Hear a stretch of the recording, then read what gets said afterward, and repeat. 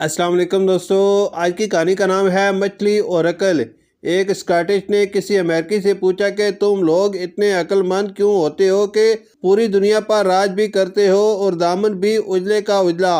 امریکی نے مسکرا کر جواب دیا، کوئی خاص نقصہ نہیں ہے، بس ہم ایک خاص قسم کی مچھلی کھاتے ہیں، ہوتی تو بہت چھوٹی سی ہے اور ذائقہ بھی کچھ خاص نہیں ہوتا، مگر کافی مہنگی ہوتی ہے۔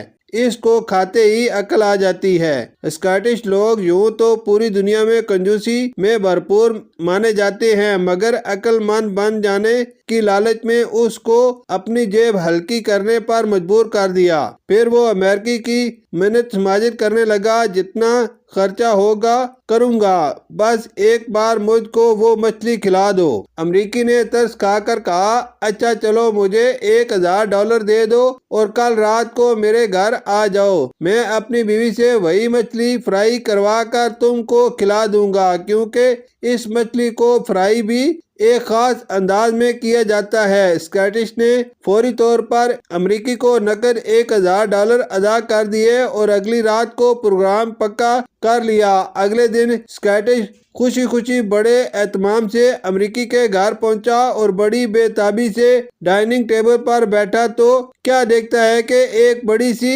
طباق میں ایک انگلی کے برابر چھوٹی سی مچھلی بغیر کسی مسالے کے فرائی کی ہوئی رکھی ہے۔ اسکاٹش کو مچھلی کا سائز دیکھ کر پریشانی تو ہوئی، مگر مچھلی کی بتائی گئی تاثیر کے احساس نے کسی برے خیال کو پیدا نہیں ہونے دیا اور بڑے ذوق و شوق سے اس مچھلی کو کھا لیا۔